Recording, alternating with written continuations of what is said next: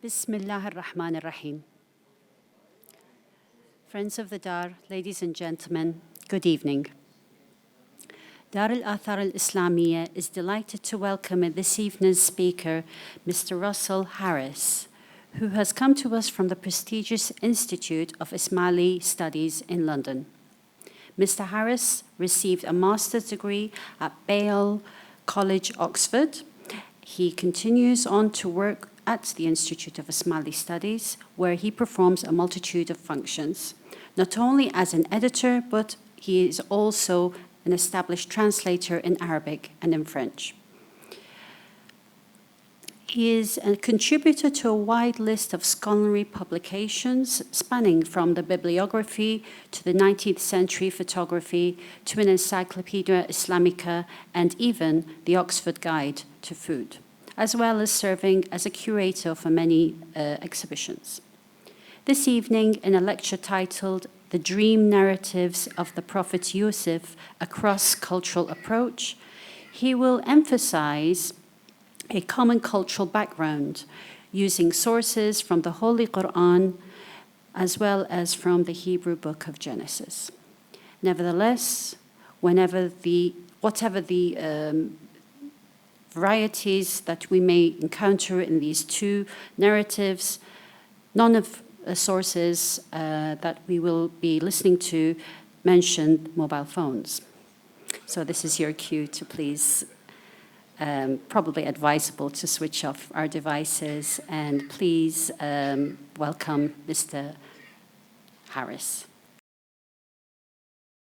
Your Excellency, ladies and gentlemen, thank you so much for coming this evening. I'm very humbled that I've been invited to this very special place by Sheikh Hossa, and I would like to convey my total gratitude for this wonderful opportunity.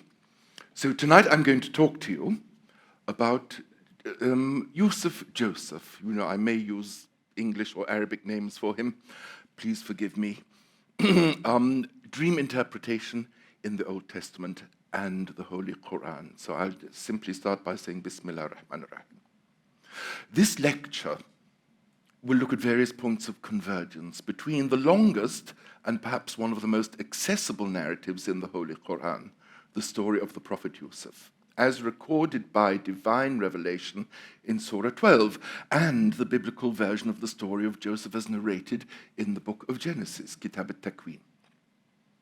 The lecture will outline the salient points in the two narratives, the charm of the tale, of what might be termed the cuckoo in the family of the ancient Hebrew patriarch Jacob, and the remarkable similarities in the way the two great monotheistic cultures have approached this morality tale of broken familial relationships, betrayal, seduction, and finally reconciliation.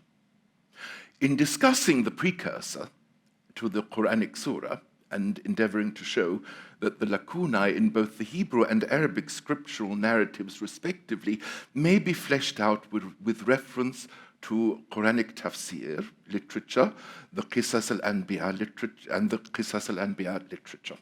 I shall make the point that in both traditions, the sometimes bare bones narrative of scripture can be understood more fully by taking into account early oral traditions.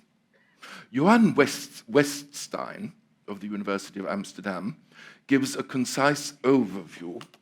Sorry, I should have moved on.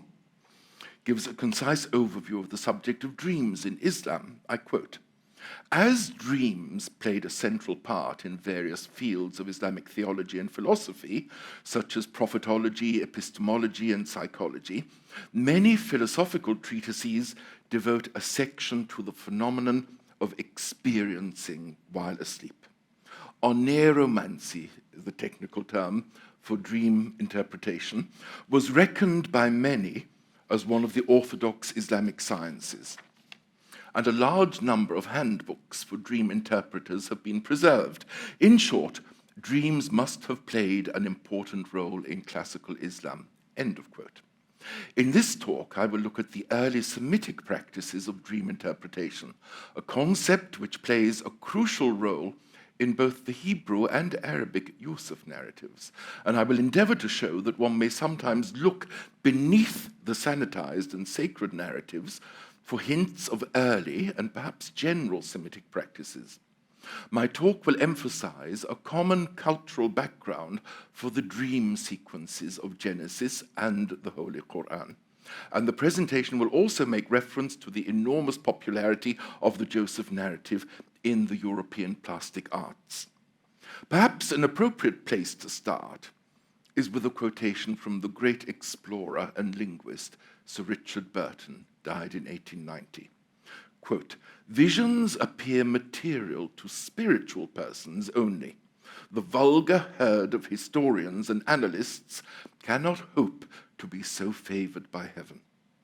There is also a natural overlap between dreams, visions, things seen in sleep, and prophecy itself, and many scholars have written at length over what they see as the subtle differences between the terms used in both Arabic and Hebrew, cognate languages, to indicate the various semantic nuances between or uniting them.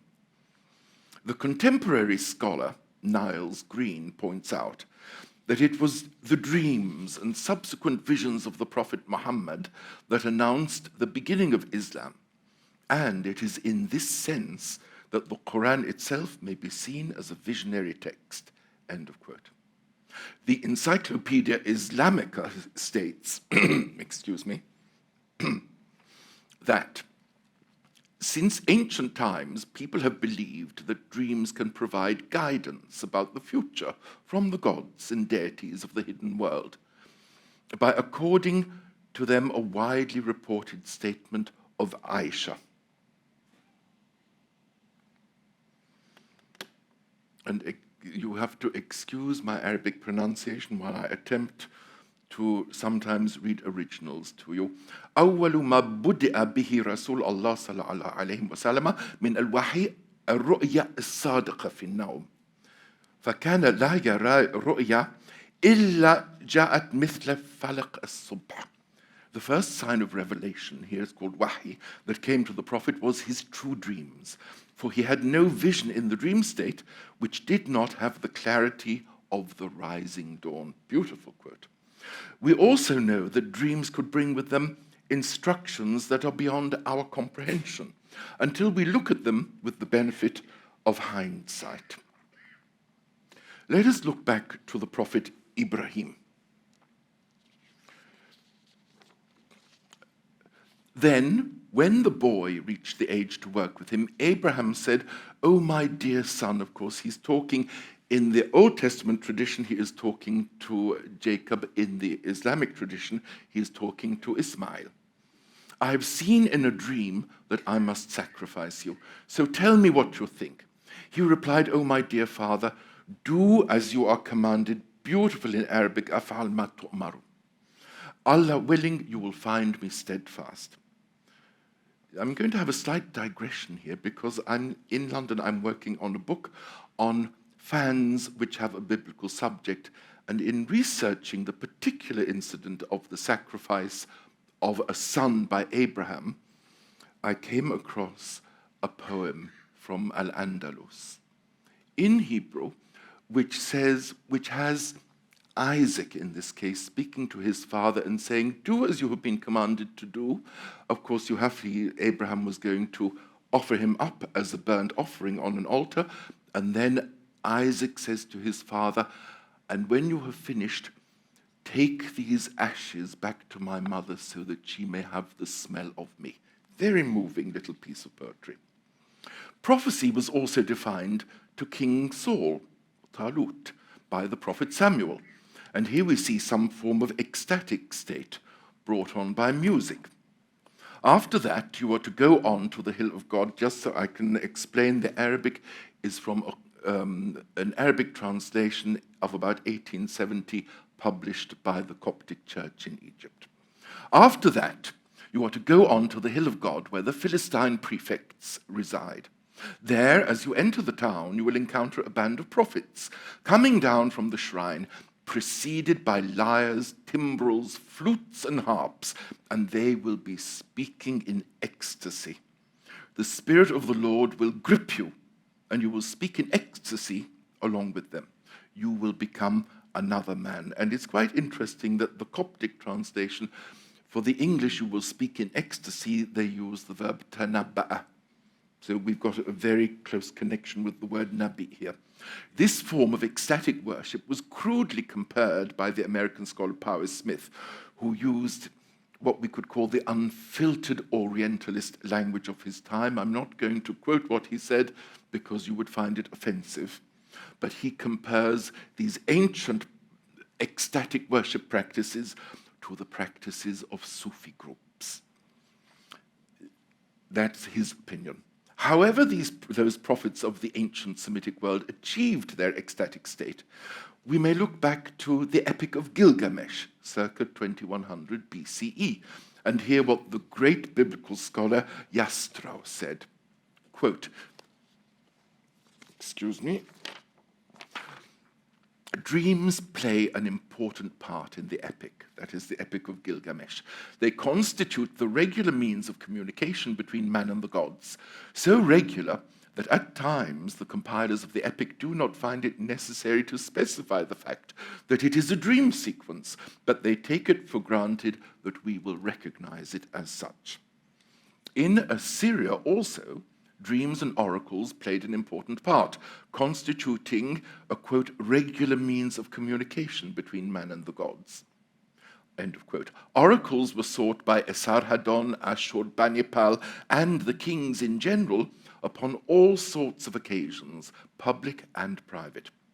On one occasion, just as Ashurbanipal was setting out for a campaign against Elam, he poured out his soul in supplication for aid to the goddess Ishtar. And later in the same night, he was comforted by receiving a revelation from her.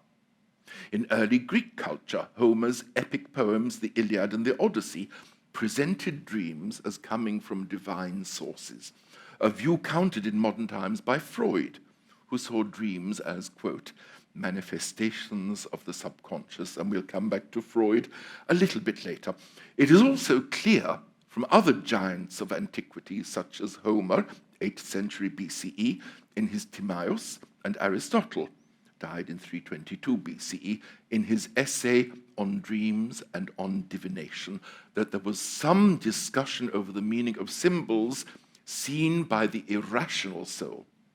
Both of these authors turned out to be skeptical about the logic of dream interpretation. And one might mention also that Plato, died 348 BCE, gave only some small amount of credence to the truth of dreams. As often happens when looking at elements of early Semitic religions, we find some parallels in Greek culture, such as in the writings of the 2nd century CE dream interpreter Artemidorus of Ephesus, who classified dreams in his Onerocritica into the category of symbolic, vision, and oracle.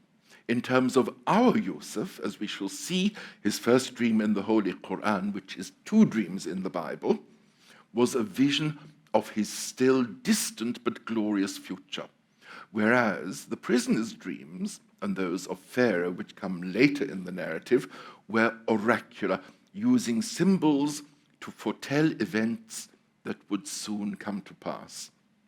In Arabic and Persian culture, the idea of the vision, khayal, taif, appears to be a metaphor for life itself, as in the Rubaiyat of Omar Khayyam, as translated into Arabic by Ahmad Rami, first published in 1924, and recorded in 1949 by the greatest songstress of them all, Kulthum.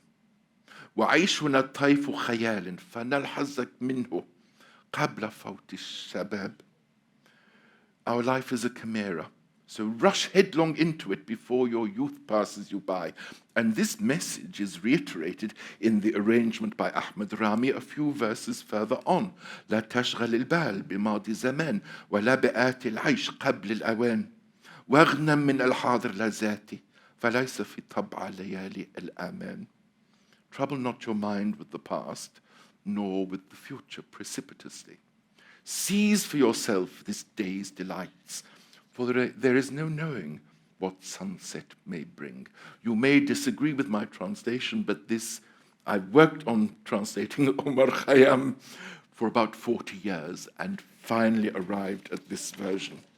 Well, actually, Ahmed Rami worked on his Arabic translation. He kept on re-editing it and republishing it over a period of 40 years, so I'm in good company. In these verses, the speaker, in his headlong precociousness, sees the whole of life as nothing more than a meaningless vision over which man has no control.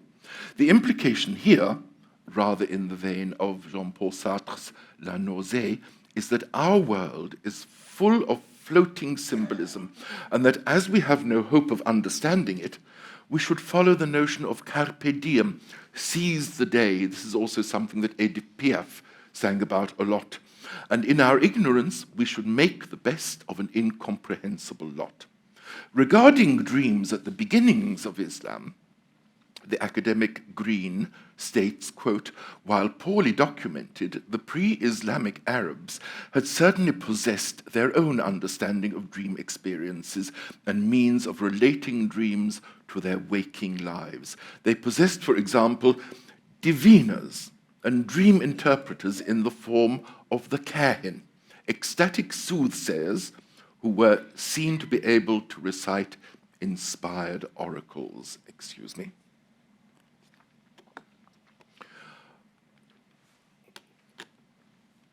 Alongside the sheer majesty of the language of the Holy Quran, the power of Arabic poetry to forge a direct line to the divine is powerfully displayed in Al-Burda of the 13th century Imam al-Busiri. As far as this talk is concerned, the crucial statement actually comes in al-Busiri's introduction. He writes that after being struck by partial paralysis, he fell asleep and saw the Prophet, and as he says, فَنِمْتُ وَرَأَيْتُ النَّبِي صَلَّى اللَّهُ عَلَيْهِ وَسَلَّمَ. He then recited his poem in a dream to the Prophet, who threw his cloak, his burda, over the Imam, who was then cured of the paralysis. Before we start to talk about the placement of dreams and their meaning, we will go on a short diversion to the Mashhad Ikhwat Yusuf, the mausoleum of the brothers of Joseph, in the great southern cemetery in Cairo.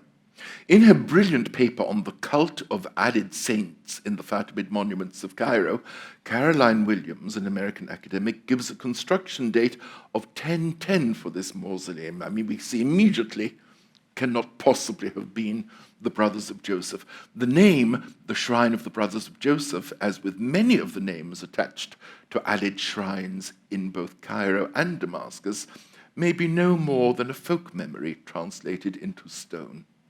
It would seem odd for a shrine dated to the Fatimid era to be that of Joseph's brothers, and there are indeed many examples of such potential anachronisms. But as with many religious locations, we need to look at what people have believed for over a millennium. Here we find that the 9th century Abbasid vizier Ibn Zayyat mentions that Reuben, the brother of Yusuf, is also buried there, and that the mausoleum was built on the spot as the result of a dream.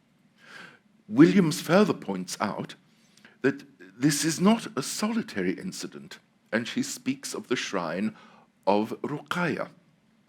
Quote, little is known of this Ruqayya except that she was Ali's daughter, though not by Fatima, and was reportedly buried in Damascus. That a shrine should have been built for her in Cairo in response to a dream or a vision was for that particular time not so extraordinary. Supernatural interventions were not uncommon motives for the religious constructions of Islam. We're talking about Cairo and Damascus, such as, for example, Badr al-Jamali's discovery of the head of al-Hussein in Asqalan. In the 12th century, and especially in the reign of al-Hafiz, one of the Fatimid Imam Caliphs, the founding of saints' tombs was apparently commonly justified by miraculous discoveries of relics or by visions. Now, we could digress and take points made by someone like Patricia Kroner that could they have served a trade of pilgrims trade or ziyarat trade, but I'm not going to touch on that at all. In his article on dreams for the Encyclopedia Judaica, the biblical scholar Theodore Gaster states that the biblical view of dreams, that is, that they contain a message from a deity, agrees substantially with that held by almost all ancient peoples.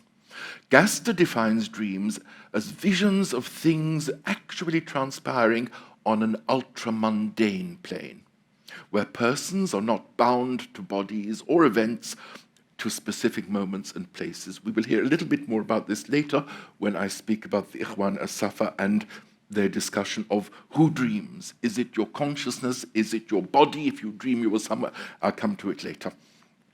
The ethereal plane, I'm still quoting, is indistinguishable from that of the gods or God, and dreams are therefore considered to be divine communications. For an example of this direct communication, we may look at Genesis 23. But God came to Abimelech in a dream by night and said to him, this is a very common thing in the first book of the Old Testament, God speaking to people in dreams. Green also informs us that the practice of dream interpretation in the Near East stretched back to the very beginnings of Mesopotamian civilization, being handed on thereafter partly through the religion of the Jews, as in the biblical story of Joseph, a tradition no less important to Islam and related in the Quran. Dream books codifying the images seen in dreams feature in ancient Egyptian and Mesopotamian literature, and dream sequences can be seen in a series of prophetic dreams related in the previously mentioned Epic of Gilgamesh and in the Hittite legend of Kessi. We're talking about texts which go back to 2000 BC. What is thus revealed in a dream may subsequently be seen to come to pass, and accordingly, dreams in the Bible are regarded as presages or omens. Dreams are best understood by visionaries, i.e., by prophets, mantics, and ecstatics, who, in their suprasensory state, are in rapport with what Gaster terms the divine dimension. It is also clear from the biblical narrative that when God wishes to communicate with mankind, he sometimes reveals information about the future in dreams to those specific people. At this point, we may look at Numbers 12:6, where God states explicitly to Aaron and Miriam that he will communicate with mankind through the medium of dreams. The Old Testament reader, having understood from the incident of Moses and the burning bush that a theophany, that is, the actual appearance of God to a human, is generally lethal. It's generally understood in the Old Testament that if one sees what they call the face of God, a human will die. It's more than anyone can possibly bear. And in Numbers, he actually is recorded as saying, I make myself known to them in a vision. I speak to them in a dream. Gaster further points out that dreams in sacred places are considered to be revelations from the resident deity, the god who lived in that place. And indeed, those resident deities seemed to populate the territory of Canaan. People in search of divine direction would betake themselves to these pagan shrines and sleep there in a widespread practice called incubation that is attested in the ancient Near East by a Sumerian inscription of Gudea of Lagash and a Hittite text of King Mursilis II of Hatti. We're talking about 1295 BCE. I quote, Now let my God open his soul to me with all his heart and tell me my sins so that I may recognize them. Let my God speak to me in a dream, and let my God open his heart and tell me my sins so that I may recognize them. Or let a dream interpreter speak to me, and let the sun god speak to me from a liver. This is an ancient practice that the Greeks also did of looking at the entrails of an animal to divine the future. And let my God open his inner soul to me with all his heart and tell me my sins, so I may recognize them. It's repeated 3 times, let God tell me my sins so I may recognize them. As with some of the prophets of the Old Testament, the Prophet Muhammad's first revelation came about through his visionary encounter with the Archangel Jibreel. If we read a little between the lines in the Old Testament, we find that prophets such as Elijah often put themselves into a visionary state by withdrawing from life to a remote desert location and forcing themselves into an ascetic life of little sleep and little food. This is a procedure which has been repeated throughout history, and in modern times we are much more skeptical about this ecstatic phenomenon. This process of receiving messages from the divine has been analyzed and magisterially described by Margarita Lasky in her 1961 work, Ecstasy, not about the drug, Ecstasy about the state, a study of some secular and religious experiences. And to the modern mind, it seems perfectly obvious that deprivation of food, sleep, and stimulus will set the human mind in a state where imagination and reality and wishful thinking, along with a belief in the power of prayer, become commingled. In slightly earlier times, this altered state of mind was achieved by the use of drugs, and music and literature provide many examples, such as the 1830 Symphonie Fantastique by Hector Berlioz, French composer, written under the influence of opium, Samuel Taylor Coleridge's Kubla Khan, or Vision in a Dream, and even Maurice Ravel's 1903 Scheherazade, setting the words of the poet Tristan Klingsor with its repeated plea to be given visions. He keeps saying, je voudrais voir, in this example, je voudrais voir de beaux turbans de soie. I want to see beautiful turbans of silk. In more recent times, the American Timothy Leary, who became known as a bold oracle and also the prophet of LSD, as the drug was seen as expanding the mind and allowing one to discover what he called personal truth. We might also add here that the 10th century group of encyclopedists from Basra, the Ikhwan al-Safa wa Khilan al-Wafa, also mention sleep visions as one of the methods of receiving revelation. وأما قبول الوحي فعلى 3 أوجه منها ما يكون في المنام عند ترك النفس استعمال الحواس. There are 3 ways in which revelation can come to a person, and they include the revelation which happens during sleep, when the soul has set aside the use of the senses.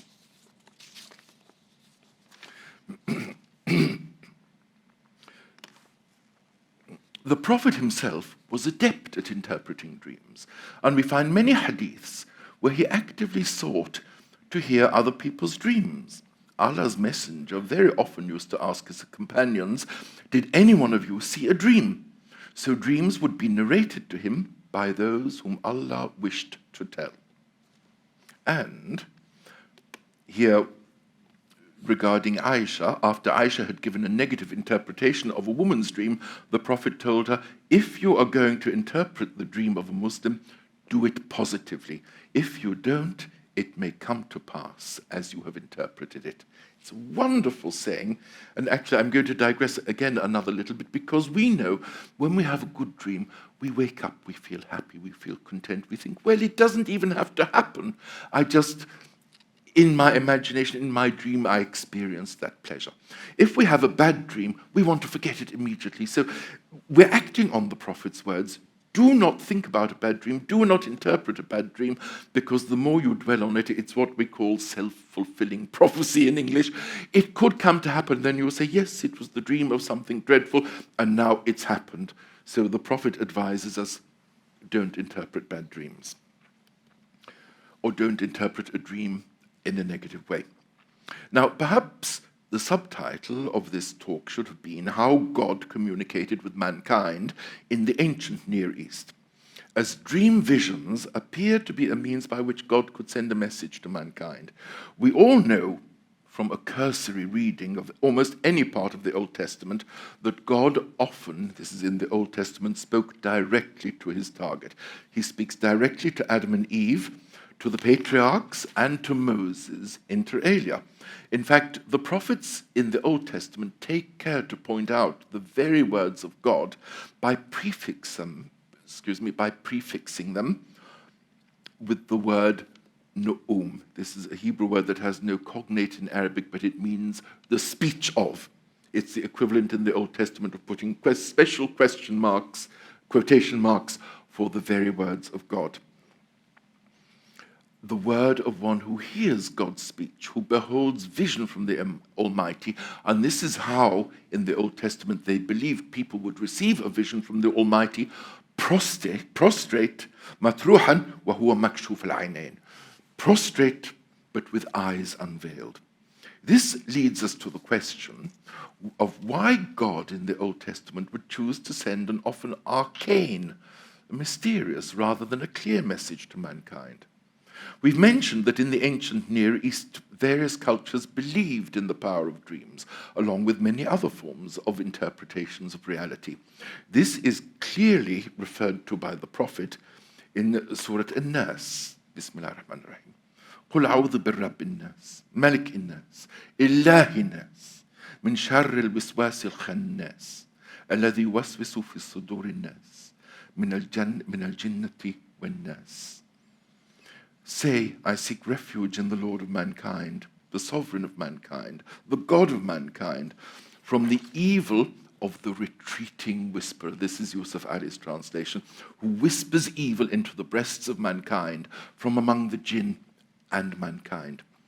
Indeed, we're probably all victims of the whisperer, the wiswas, when we undergo some form of trauma or even argument, when that little voice inside us, perhaps I think it's the wiswas, or in the Shia tradition, they might refer to it as a nafs al-amara.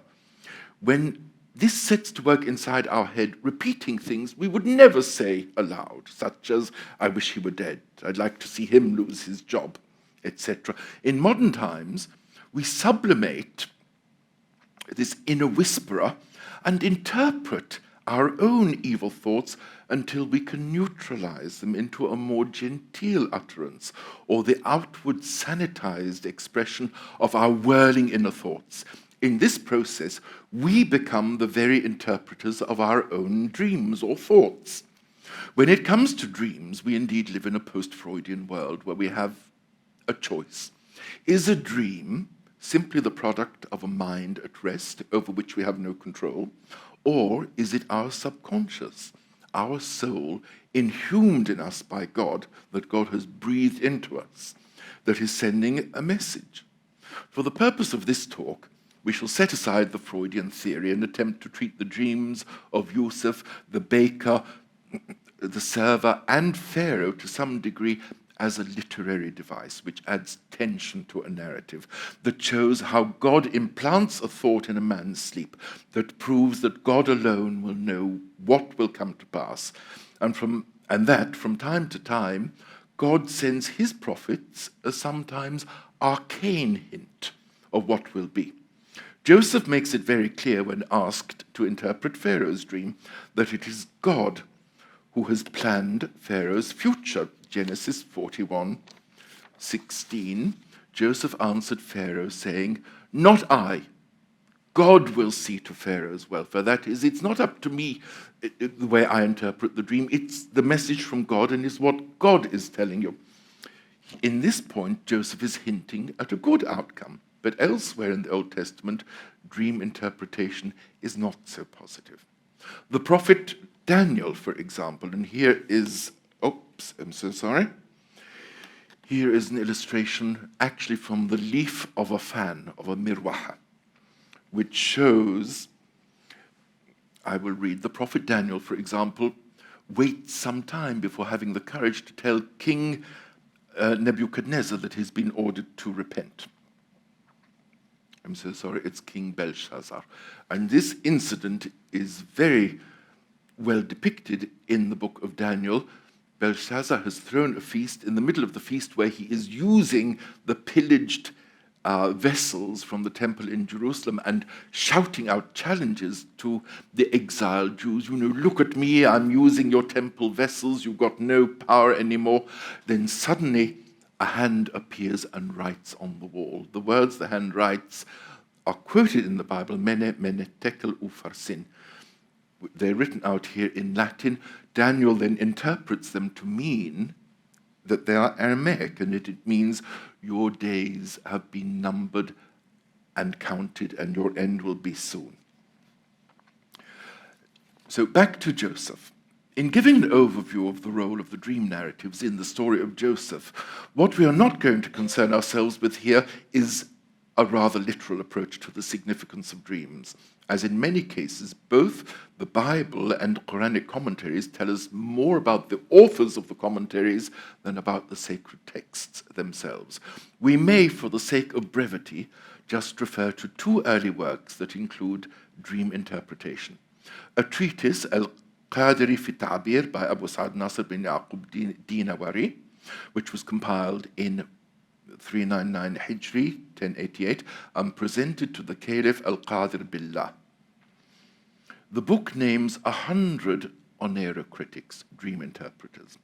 Earlier on, Hassan bin Hussein al-Khalal, died in 1010, 400 Hijri, counted many other interpreters of dreams, listing about 7,500 listed by name. My feeling, particularly with regard to the biblical narrative, is that the editors of the Hebrew text were indeed rather careful in crafting a narrative with moral lessons inserted at many points, and they have left us a text over whose consistency there is almost no academic argument. I mean, I just explained in many other parts of the Old Testament, if you look at a critical Bible, there are, as with the critical edition of an Arabic text, there are many, many, many texts compared, and there's an apparatus pointing out all the variations. You're very lucky to have the Quran that has got so little variation that you can say that the Uthmanic text is a standard text. The Hebrew Bible varies in, let's say, every 5 words one will find variations. Of course, when speaking of the Quranic narrative, we must accept the Islamic belief that this represents tanzil, revelation. And we should bear in mind that God wished to provide humanity with a message, that it was revealed in Arabic for a purpose, as we shall see in verses 1 and 2 of Surah Yusuf. تلك آيات الكتاب المبين إنا أنزلناه قرآنا عربيا لعلكم تعقلون. These are the verses of the clear book. Indeed, we have sent it down as an Arabic Quran so that you may understand. If we look at the Sahih al-Bukhari, 91st book, Kitab al-Ta'bir, and the Sahih Muslim, 42nd book, Kitab al-Ru'ya, we find that in some hadiths, the Prophet divides dreams into 2 types. Al-Ru'ya, which are good and beautiful dreams, and al-Hulm, bad or meaningless dreams. And actually, the cognates in the Hebrew are from the same roots. The Hebrew has the same roots for Ru'ya and for Hulm.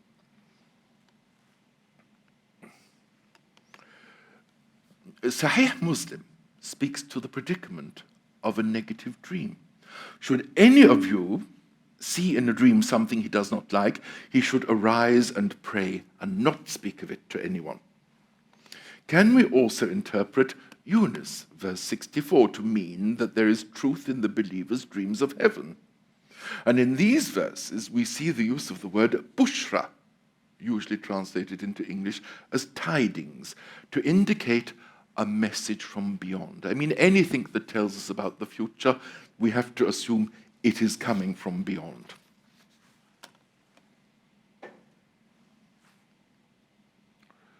Sorry. Surah Yunus. Those who believed and were fearing Allah, for them are good tidings in the worldly life and in the hereafter. No change is there in the words of Allah. That is what is the great attainment, al-Fawz al-Azim. In the hadith literature, we are also told by the Prophet that a true dream, a ru'ya as-sadiqa, constitutes 1/46th part of prophecy, nubuwah. According to Muslim, it is a 45th part, and according to Albani, a 40th. Hadiths about the fractional nature of dreams are reported at least 12 times across the various hadith compendia. And I'm going to quote here, الرؤيا الصالحة جزء من 46 جزءا من النبوة. A true vision is a 46th part of prophecy. The contemporary scholar Sarah Spheri explains this equation as follows. This statement implies that while prophecy has ceased, Muhammad being the seal of prophets, messages of divine origin can still be communicated through dreams, albeit on a smaller scale than through prophecy. Intriguingly, the Talmud, when playing on the number 60, claims that, quote, honey is 1/60th of manna. Manna was the food sent to the children of Israel in the desert. The Sabbath is 1/60th of the world to come. Sleep is 1/60th of death, and a dream is 1/60th of prophecy. So again, we see, it's not very far apart, the fractions between the Old Testament tradition and the Islamic tradition. Now, with regard to the Old Testament, we find dreams in which an angel diverts the sleeper's attention to a particular dream tableau. Conversely, Joseph's dreams and those of the two prisoners in Egypt and of Pharaoh himself are direct inasmuch as the message is beamed straight into the sleeper's sight with no need for angelic intermediaries.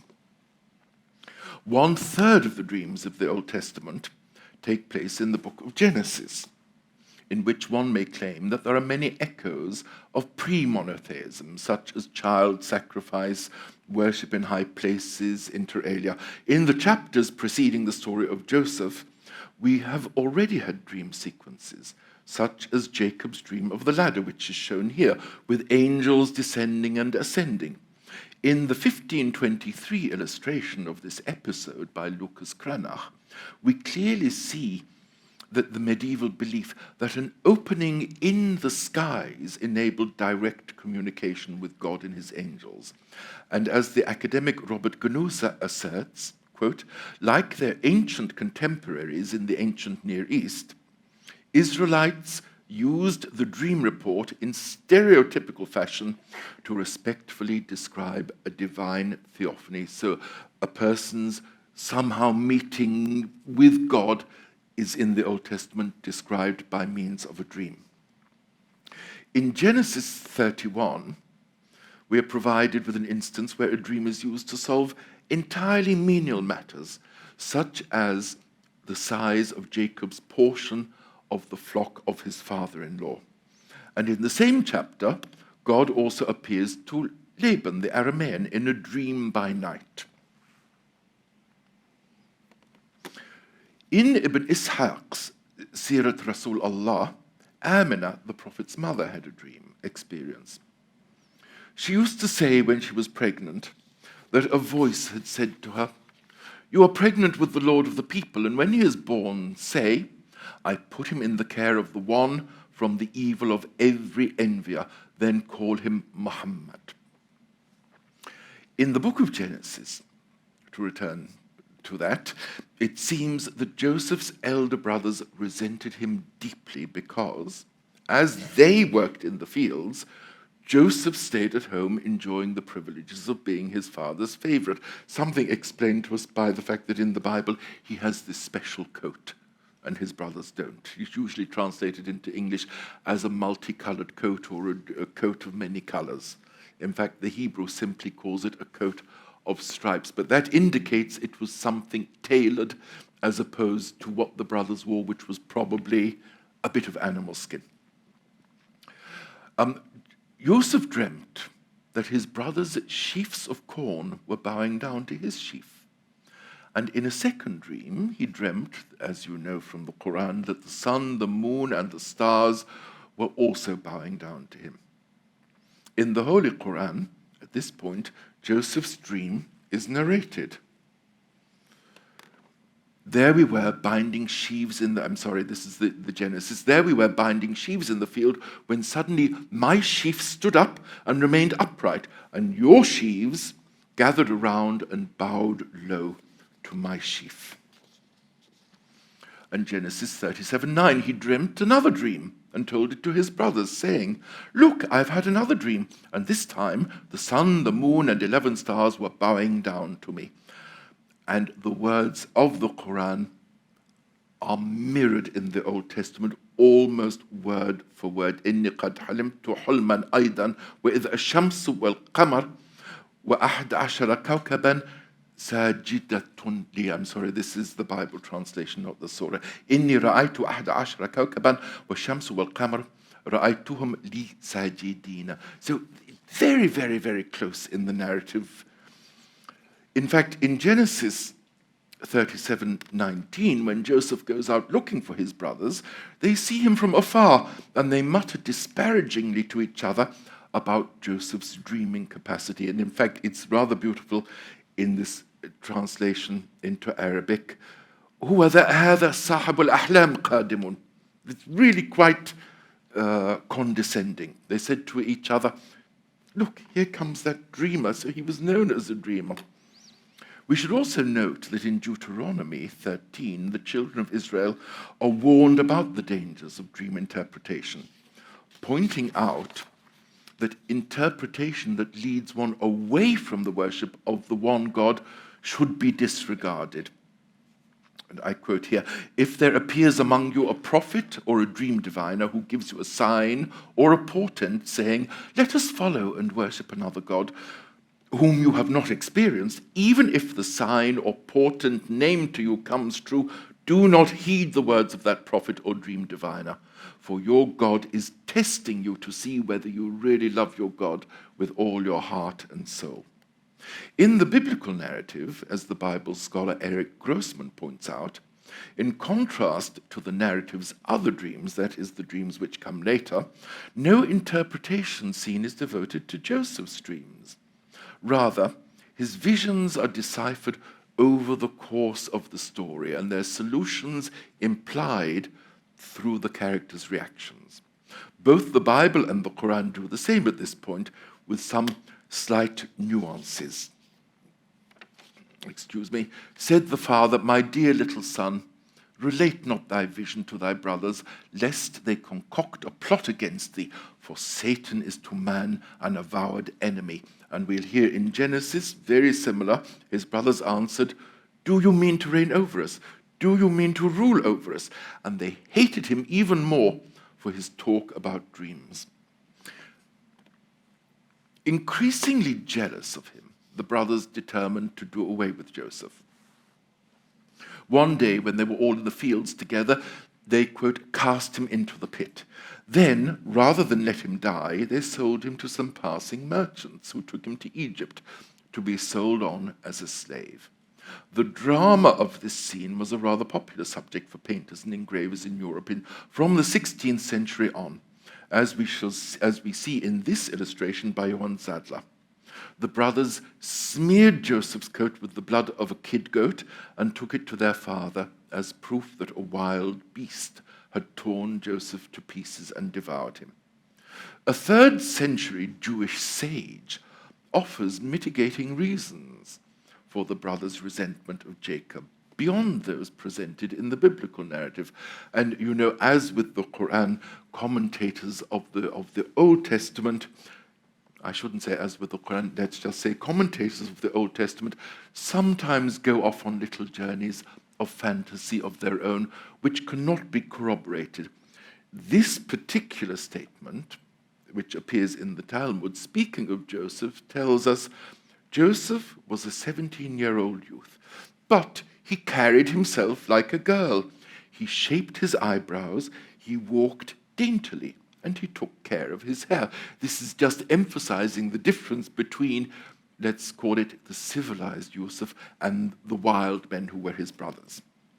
In this vein, the great biblical scholar W.F. Albright insists on seeing Joseph as a transformed god of fertility.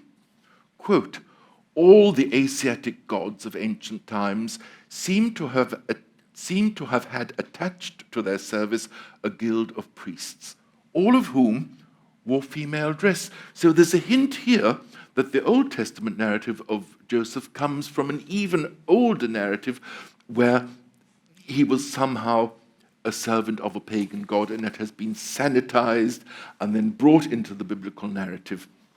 And then, of course, we need to wait for the Quran to find the correct version of the narrative. Albright also associates Joseph with the god Adonis and points out, quote, "These gods of fertility, Tammuz, Adonis, are either killed by a boar or are changed into an evergreen tree after emasculating themselves." So what Albright is trying to hint at us is that in the Old Testament story of Joseph, there is a very sanitized, a very cleaned up version of a rather cruder pre-monotheistic story. Albright also claims that when the mythological elements of this story were suppressed or rationalized by the scribes or clergy of the Old Testament, the mythological death was converted into a ruse, as it says in Arabic, yakidu kaida, and the pit became a real cistern into which Reuben put his brother for safekeeping. In the Holy Quran, God gives Yusuf a hint that at some point he will remind his brothers of what they have done. So when they took him out and agreed to put him into the bottom of the well, but we inspired to him, "You will surely inform them someday about this affair of theirs while they do not perceive your identity." A few verses later in Surah Yusuf, after Joseph has been sold in Egypt, we are informed, وَكَذَلِكَ مَكَنَّ لِيُوسُفَ فِي الْأَرْضِ وَنُعَلِّمَهُ مِنْ تَأْوِيلِ الْأَحَادِيثِ.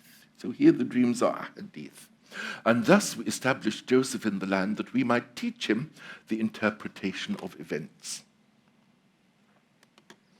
Both the Bible and the Quranic narrative now take us to Joseph's time in prison, and we read of the prisoner's dreams. Now, the prisoner's dreams are quite long, so I will shorten a little bit. And there entered the prison with him two young men. I'm quoting here from the Holy Quran. One of them said, "Indeed, I have seen myself in a dream pressing wine." The other said, "Indeed, I have seen myself carrying upon my head some bread from which the birds were eating." Inform us of the interpretation. "Indeed, we see you to be those who do good." Now, the Genesis version, as we said before, it's split into two dreams, and the interpretation given, the explanation given to that, as we mentioned earlier, is that when something is repeated twice in the Old Testament, it's a signal from God, it will surely happen. It's like using the energetic tense in classical Arabic. So in Genesis 49 to 11, the chief cupbearer, the Saqi, told his dream to Joseph. He said to him, "In my dream," we're a little bit expanded here, "there was a vine in front of me. On the vine there were 3 branches. It had barely budded, when out came its blossoms, and its clusters ripened into grapes. Pharaoh's cup was in my hand, and I took the grapes, pressed them into Pharaoh's cup, and placed the cup in Pharaoh's hand." We already know we're not versed in dream interpretation, but we can see something good is going to come out of this, unlike a few verses later in Genesis. The baker, in my dream, there were 3 open-work baskets on my head.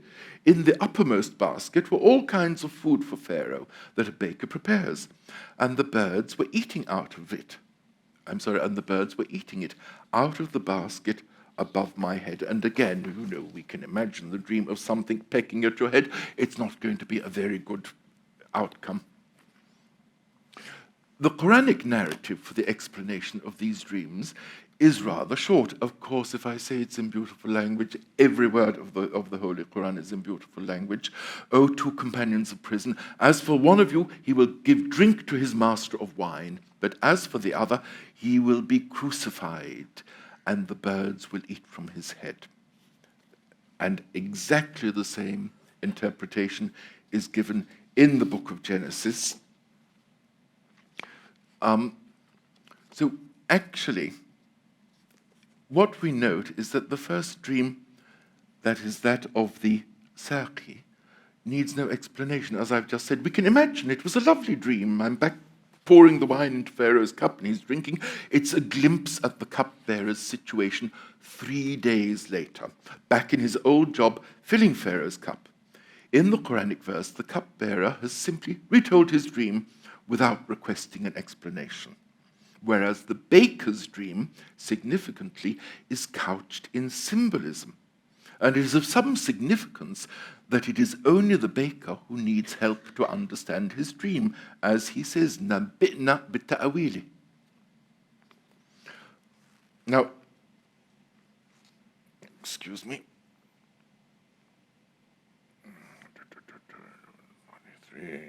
That's it. Apologies. Pharaoh also has a dream, which I won't read out here because we all know it. It's about the thin cows and the fat cows.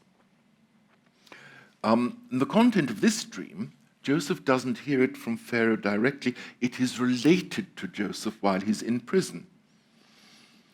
So this is what we hear from the Pharaoh. "Indeed, I have seen in a dream 7 fat cows being eaten by 7 lean cows, and 7 green spikes of grain and others that were dry. O eminent ones, explain to me my vision, if you should interpret visions." And in the Old Testament, Pharaoh's dream is explained again as 2 separate dreams. Joseph explained that the dream foretold 7 years of plenty to be followed by 7 years of famine, setting in course a chain of events that would place him in a senior position in Egypt and make him unrecognizable to his brothers when, years later, they came to Egypt seeking to buy grain.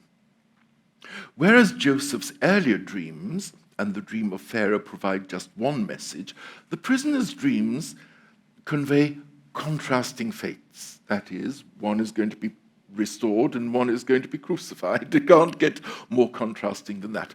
The Bible explains the question again of why Pharaoh had 2 similar dreams as meaning, I quote from Genesis 41:32, "The 2 dreams mean the matter has been determined by God and he will soon carry it out."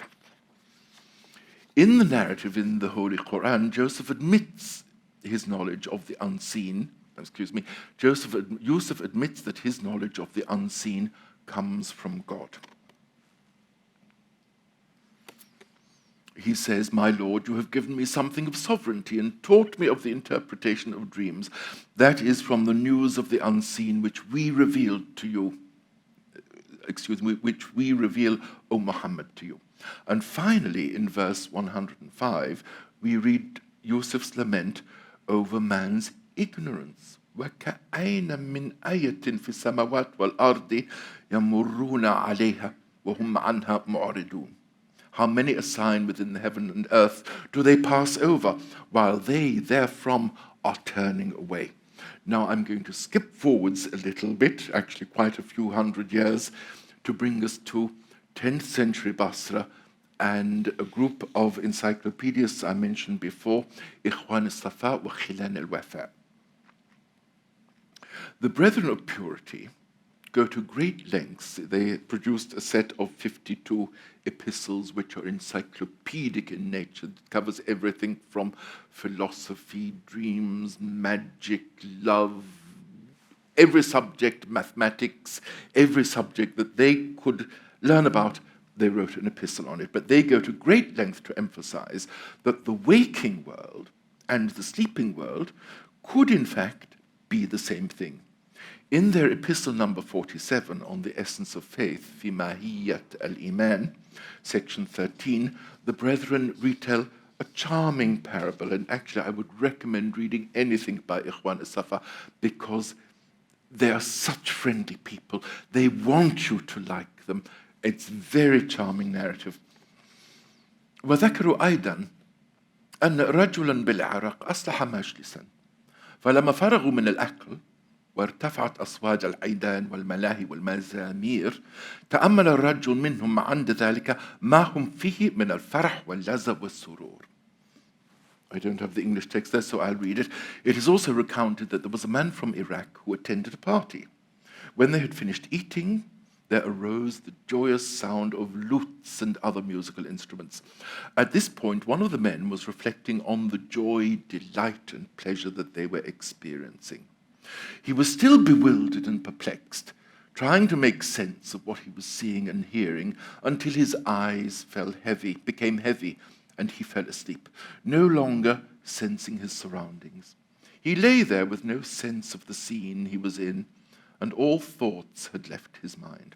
Then he has a dream, or as the brethren write it, فَرَأَى فِيمَا يَرَى النَّائِمُ, that he was in a church in Byzantium, which they call a room.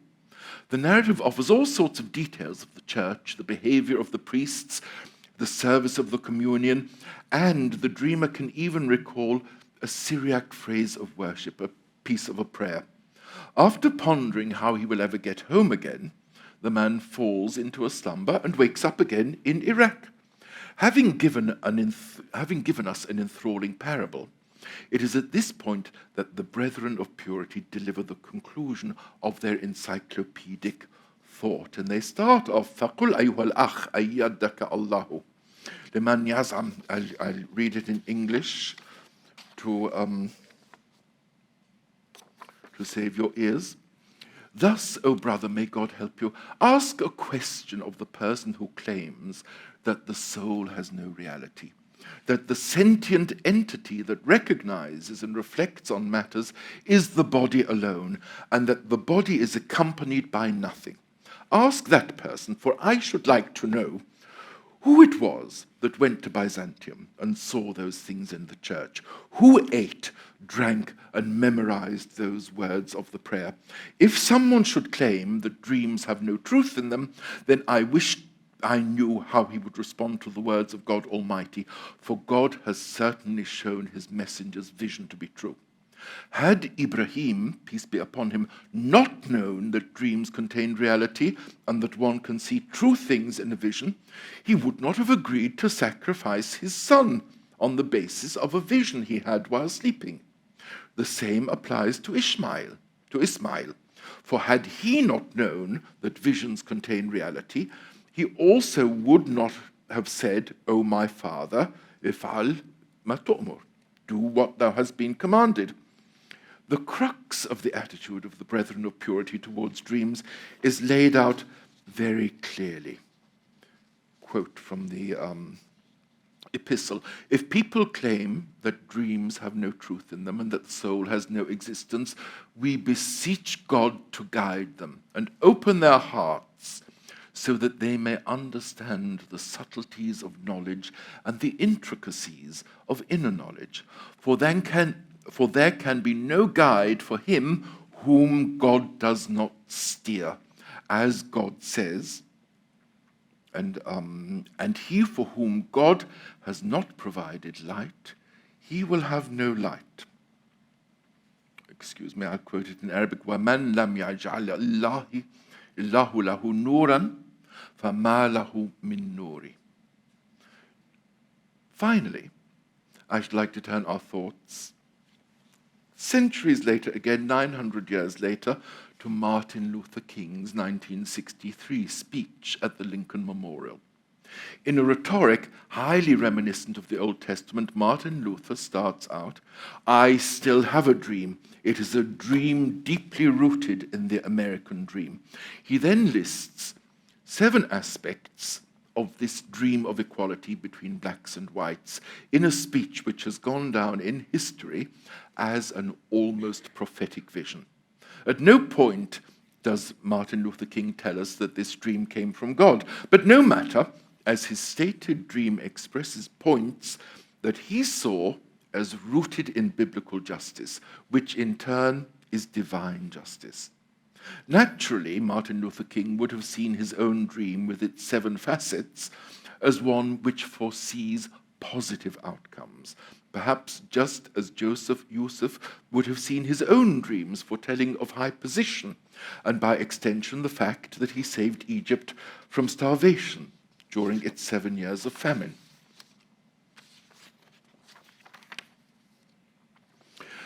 As in ancient Semitic times, or even in the time of the prophet, we see I hope I brought you to see this, that a dream takes on importance in accordance with the rank, stature, and education of the dreamer. In Martin Luther King's case, his dream was a waking dream.